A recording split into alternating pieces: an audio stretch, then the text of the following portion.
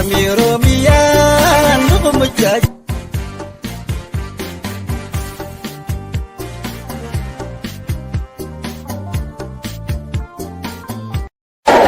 Kami.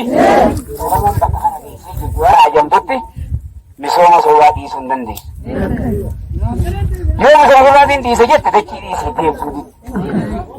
Dhageessee namni dachiin qoqqojuu akka isanii taa'uun hin taate lafa qabatanii hojii misooma soowaa dalaganiiti bishaan lafa keessatti gabbifatanii motorroon isaan kun hin bahu jira jira.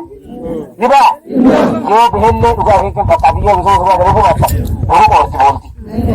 Ni goggooti maa goggooti?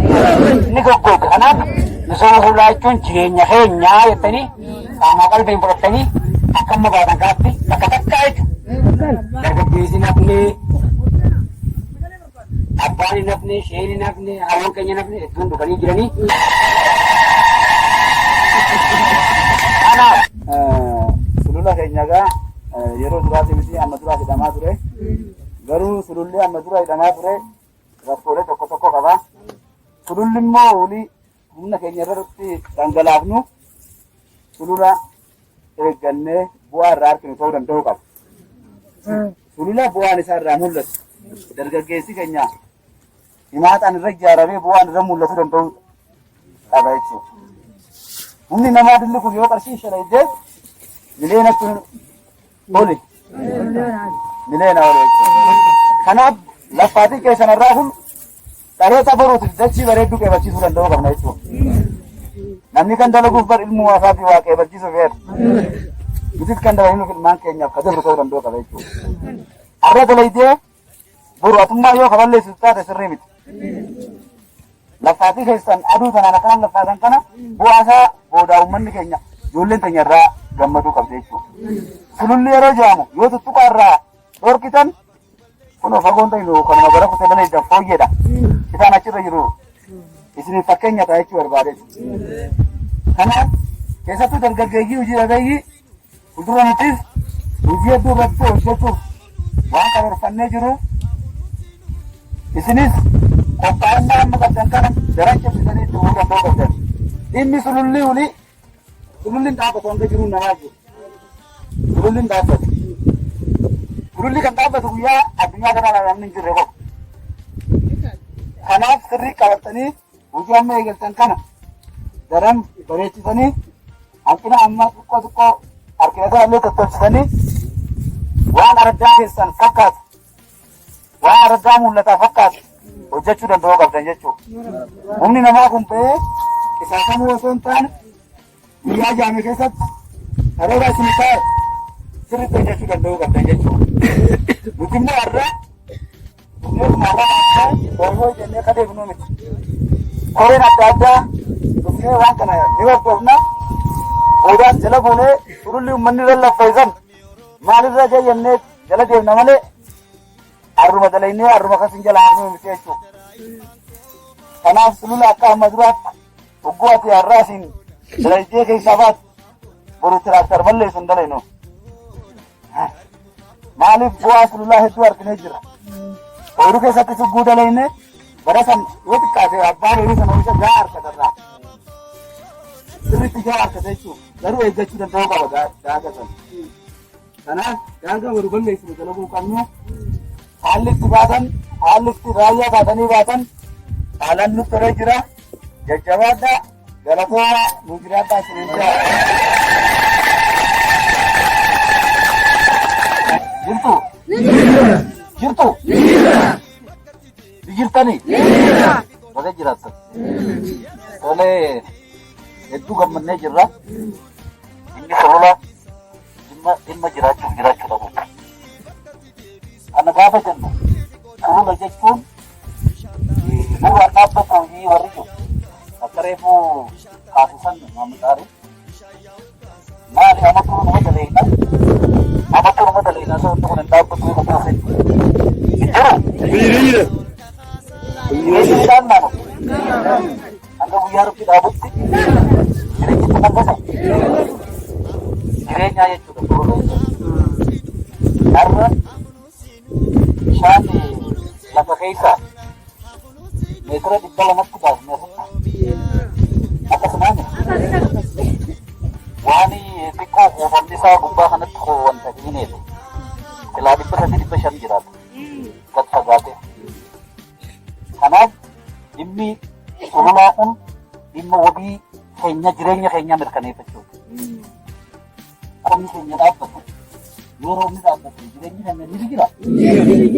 Mata rakkata yooma waa dhagaa taanaan roobni tollaanoo akkuma roobni tola quufni jira mire. Kanaaf hanguma sulula keenya tolchinu roobninis jira jechuudha. Sulula keenya kunuunsuun hojjechuu qofaa miti amma barbaannu.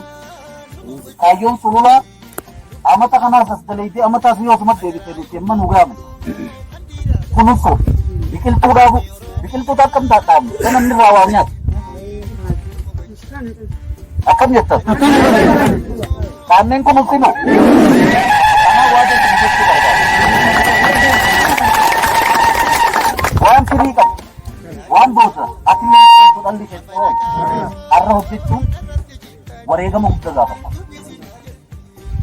Kunuunsa gaafa jettu har'a magaalaa keessatti bakka buufataa sana ilma maali mukni jiru sana gaaddisiisaa akkamitti namni kadhataa fi rabbi itti haa ta'u naman jaale seenaa dabarfatee jechuudha. Biqiltuu takka dhaabuun akka nama daa'ima tokko dhalee dubbisee. Kanaaf biqiltuu har'a silaa caayaa gaarii sulula keessatti biqiltuu dhaabnee kunuunsinee biqiltuudha san sadarkaa gaariin keenya asuu keessatti dhaabbanna. Jannataa fi azaabinis waluma bira jiraa jechuudha. Gaachana jennee leenjisnee jirraa jechuudha. Gaachana jechuun barka mootummaa kanaati. Kan hin jabeeffadhaan jiru kanaaf. Gaachanni keessan sirna keessan eeggachuudha. Waan biraa takka namni tokko isin cinaa quban kaa'in.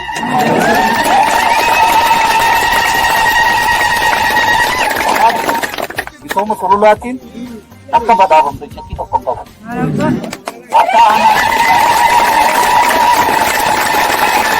Waan ogeessii isin qajeelchu kana godhuu qabna jiru ogeessaa wajjin taatanii hojii fakkeenyummaa qabdu hojjennaan araddaan mul'ata qabdi. Boruuf hojjetti malee irraa bitu. Akkam?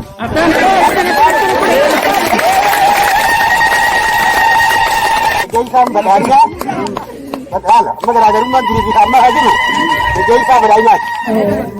Namni jarri kun ilmaanee jiru. Badhaadhinaa? Paartii badhaadhinaati. Paartii badhaadhinaatu kana nama horatama. Aduu kanaan isin bira hojii kana argaa mee qarqarii dhufanama isaa.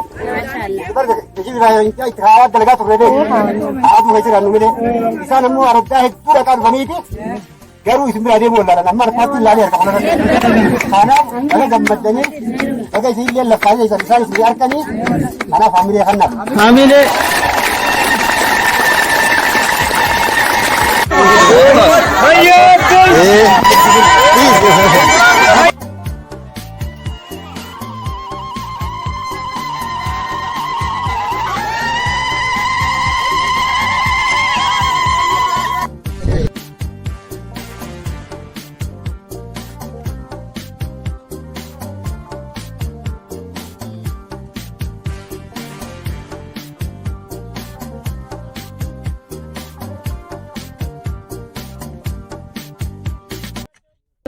Qabeenyi uumamaa dhiira qofa hin barbaachisu.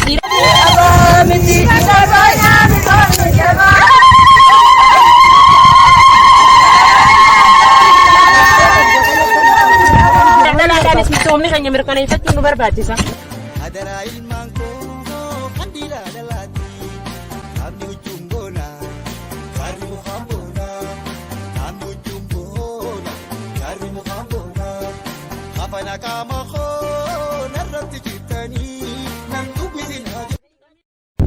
Badriyaa Ammee Muummatiin Jaama dhimma dubartii fi daa'imman araddaa mul'ataa aanaa fadis godina Harargee baati. Anamma qabeenya uumamaa kana dhiiraa dhalaadhaan irra baanee qabeenya lafa teenya tana akka lafti teenya albuunni raayaan qabeenya uumamaa kun akka bishaanillee lafti teenya nuu kuufatu insa lafaarraa jechuudha. Qabeenya uumamaa kana yoo lafti hidhamuu baattee sulula misoomaa qabeenya uumamaa kana kan irra baanee akka addaatti jechuudha.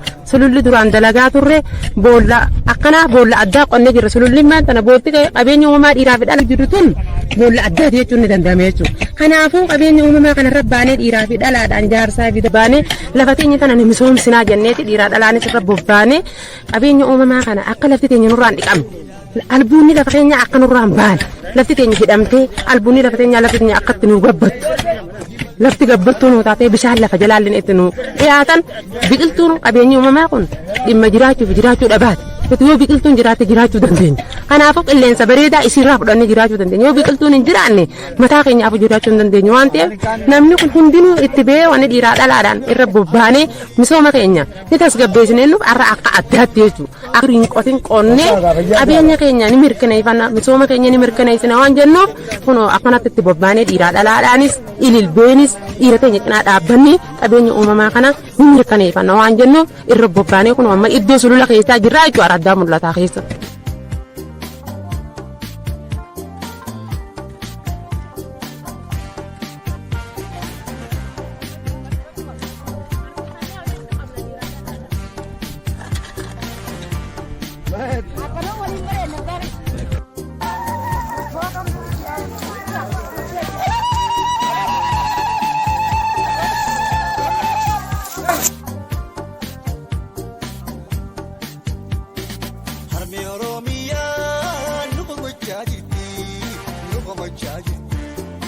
Adara ilmaan koo kan dhiiraa dhalaatti harmee Oromiyaa nu komachaa jirti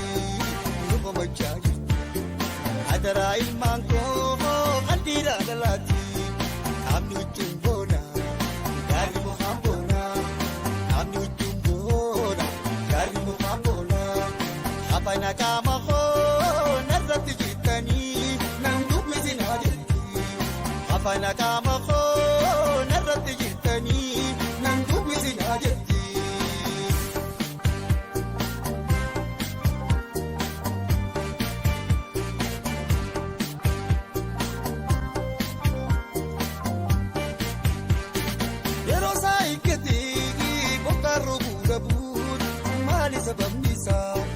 Bosana mancaayi bakka itti deebisu beefi qorichisa yeroo isaa eeggate roobni roobuu dhabuun maali sababnisa bosana mancaayi bakka itti deebisu beefi qorichisa bishaan taajisu bishaan yaa'u kaasa bishaan taajisu bishaan yaa'u kaasa haa wal kakaasa bosana mancaayi.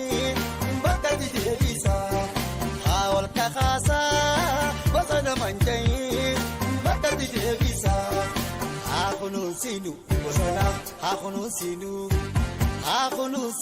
bosona haa kunuunsinu bosona haa kunuunsinu Oromiyaatti nyaata haa misoomsinu Oromiyaatti nyaata haa kunuunsinu.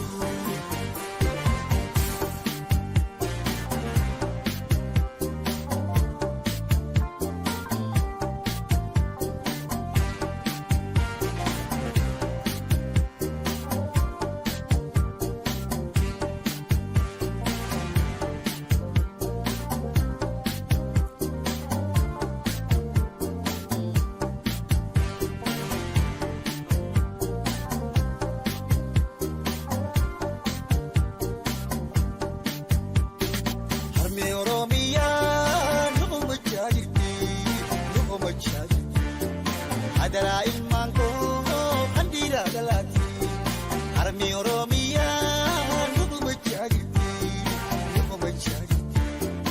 Adara ilmaan koo kan dhiiraa dhalaatti namni wajjin boona gaarri mukaan boona namni wajjin boona gaarri mukaan boona afaan qaama koo nu komachaa jirti Adara ilmaan koo kan dhiiraa dhalaatti. Harmee Oromiyaa nu komachaa jirti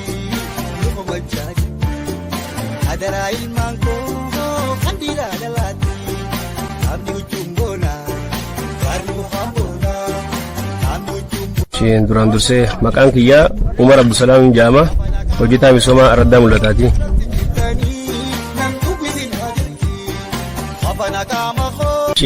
Ammaan tana wanti iddoo kanatti argamneef hojii misooma sululaa kan bara kanaa sirriitti hojjechuudhaaf iddoo kanatti argamnee jira jechuudha. Ammaan tana hojii misooma sululaa kan bara kanaa hojiin misooma qabeenya uumaa dhimma jiraachuu fi jiraachuu dhabuuti. Hojii kana sirriitti ammaan tana qabannee itti jirra jechuudha. Hojii bara kanaa kan akka araddaa keenyaatti karoorfannee sirriitti biqiltoota biyyee hir'isuudhaaf iddoo kanatti argamnee daagaa adda addaatii fi istiraakcharoota garaagaraa waan akka biyyeen kun hin dhiqamneef wanta ta'uu dalagaa jira jechuudha. Kanaaf ammaan tana iddoo kanatti istiraakcharoota jiidha qusatanii fi maayikiroobizinii garaagaraa sireenchii waan jedhamtu akka waliigalaatitti hojii misooma sululaa kan bara kanaa qabannee sirriitti hojii qulqulluu qabu hojjechuu fi hojii bu'a qabeessa ta'e sirriitti ammaan tana iddoo kanatti argamnee kan hojjechaa jirru ta'uu isaati dalagaa jira jechuudha ammaan tana. Nuti hojii misooma qabeenya uumaa sirriitti itti amannee waan jirruuf qabeenya uumaa kunuunsuun akka madda lafa jalaa waan ol dhiyeessu gammoojjummaa waan hir'isuuf inni biraa deebi'ee jijjiirama haala qilleensa naannoo keenyaa sirriitti akka nuuf wanta ta'uuf hojjechaa jirra jechuudha ammaa tana iddoo kanarratti. Fi ammas sululli barbaachisummaa guddaa fi isa sirrii waan ta'eef ammaan tana iddoo kanarratti baanee bifa sirrii fi bareedaa ta'een hojii misooma sululaa kan bara kanaa milkeessuudhaaf iddoo kanatti argamnee dalagaa jirra jechuudha.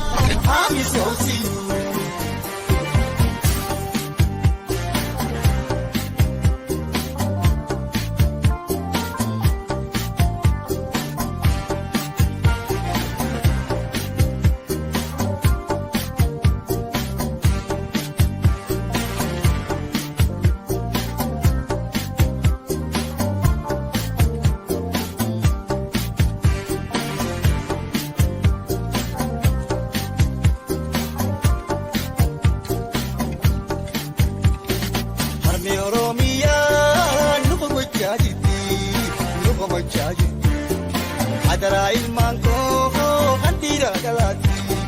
Harmee Oromiyaa nu gochaa jirti. Adaraa ilmaan koo kan dhiiraa dhalaati. Namni wajjin boona, gaarri mukaan boona. Namni wajjin boona, gaarri mukaan boona. Afaan qaama koo narratti jittanii nan dubbisina jirti. Afaan qaama koo.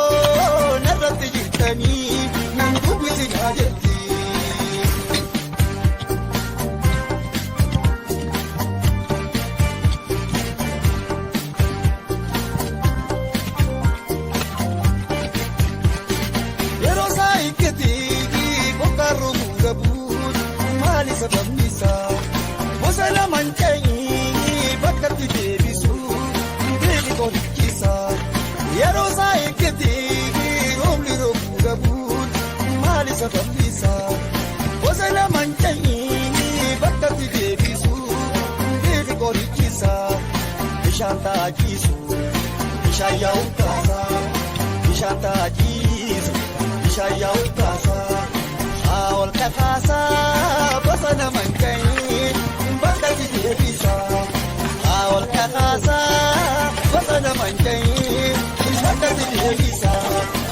Akunusilu bosona, akunusilu bosona, akunusilu bosona, akunusilu Oromiyaa dingaa amisoomsilu Oromiyaa dingaa akunusilu.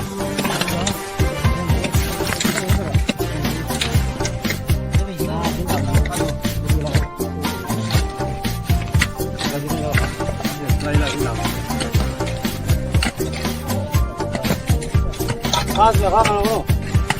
Televisión de José.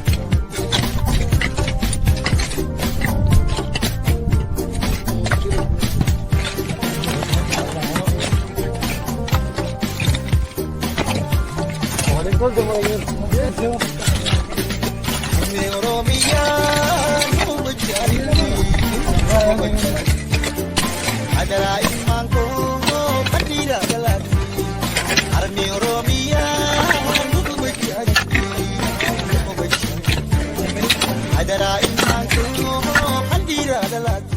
Yo gitu kan barakana ogi cuma kawannya kakapa dagi biye kilometer itu puluh sentami kan ini kawannya ini lemafan kilometer sabit ini kan kawan daga dagi biye kilometer sabit ini kan kawannya ini kan microbes ini kumasan lakosan ini karena kan kawannya improve TBG kumaja kan lakosan ini karofannya Krenki kuma takafi dibasani na kozani da ne harore kanya hanka banne i microbizini kuma shan na kozani da ne hanka banne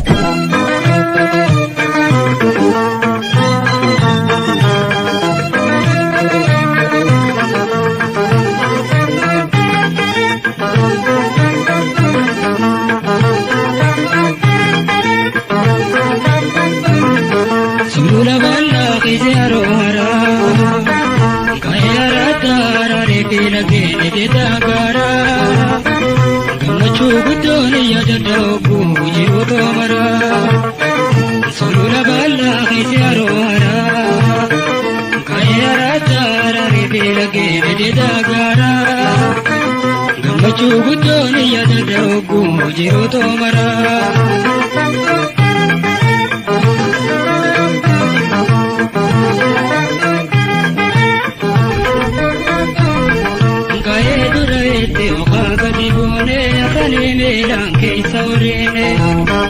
Biyeda kaneta kiyeda miye okolo kolwara akudullo genye karabi ule barjabi gange arigurande gubala hunde jiroto kaisa paki sadarka to kandi dai niram kadamre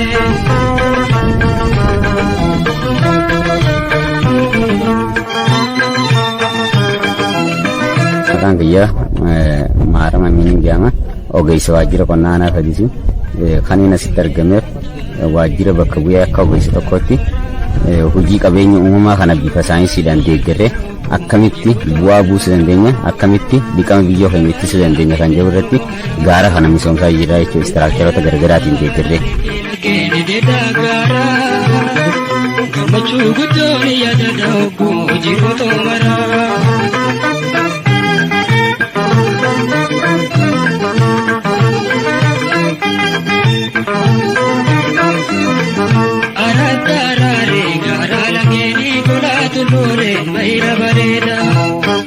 Kandena gadulo niti bokamne mola choke sangu bale honda goba bi goba ngolale girma niti dille sporti buta chiruto kaisa tena surinto anadar chitte akamin bada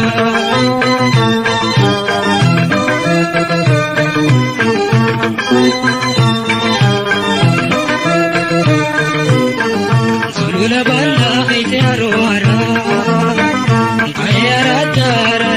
lage ne dagara kamachu gudone yadada bujiru to mara sura balla kaise arohara gayara tara re lage ne dagara kamachu gudone yadada bujiru to mara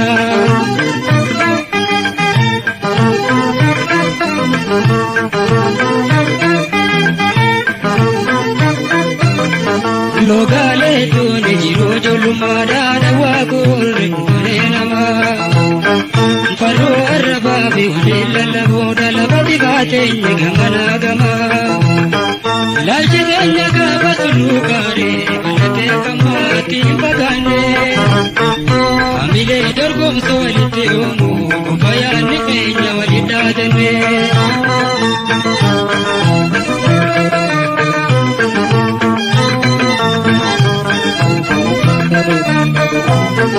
Sulula balla kaise arohara kayara tara re lage ne dagara kamachu gudone yadada bujiru to mara Sulula balla kaise arohara kayara tara re lage ne dagara kamachu gudone yadada bujiru to mara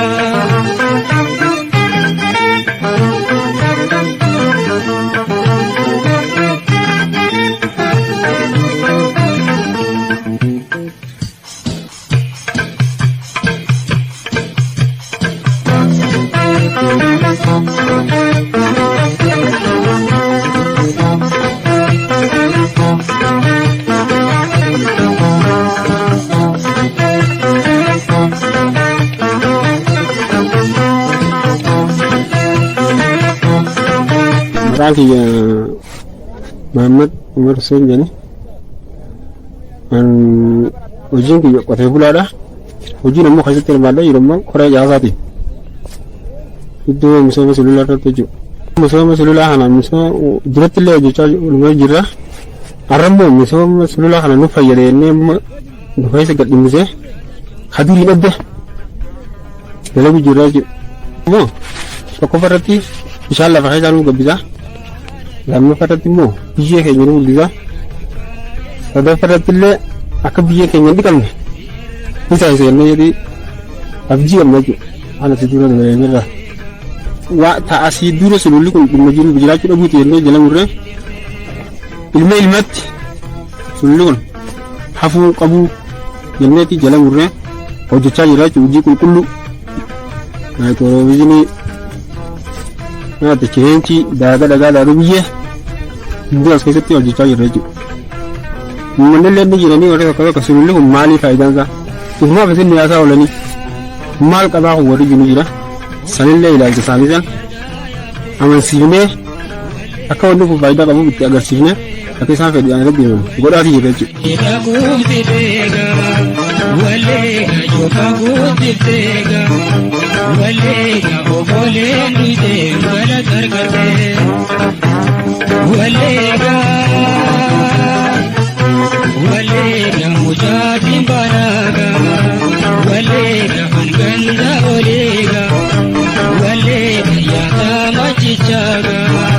Walega anabang kulega walega siwaya tae kinarraule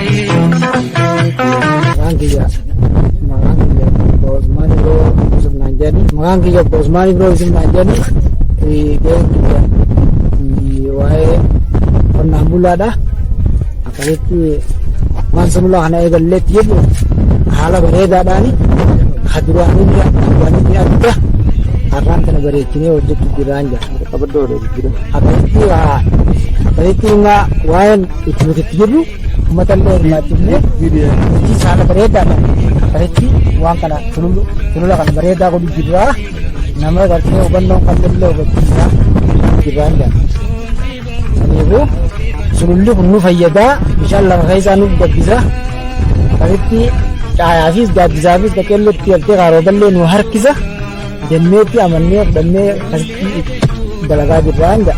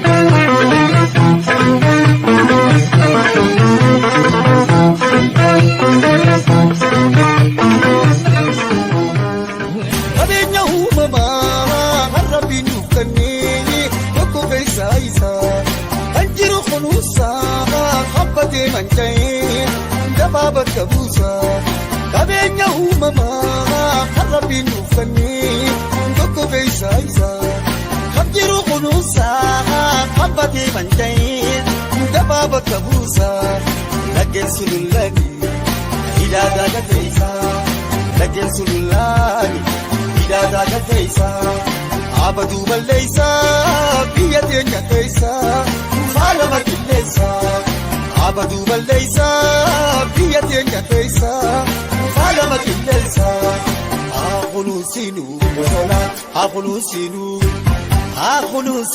bosona haqunuusinu bosona haqunuusinu Oromiyaa teenya hamisoomsinu Oromia tienya hamisoomsinu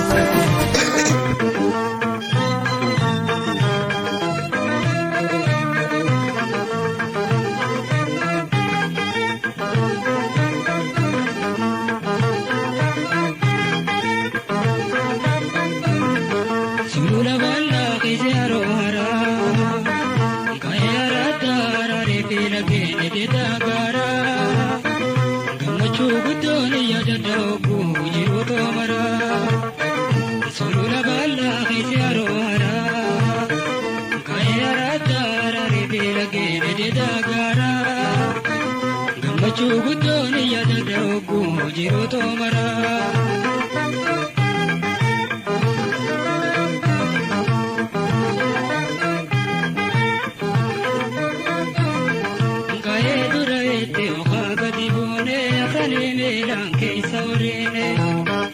Biyyeedha kanneen takkiyyeedha miyyee okolo kolwarra akkutullo geenye karaa fi ulee barjaa fi gaangee harree godhannee gubaala hoonnee jiruu tokko keessaa fakkii sadarkaa guutuu.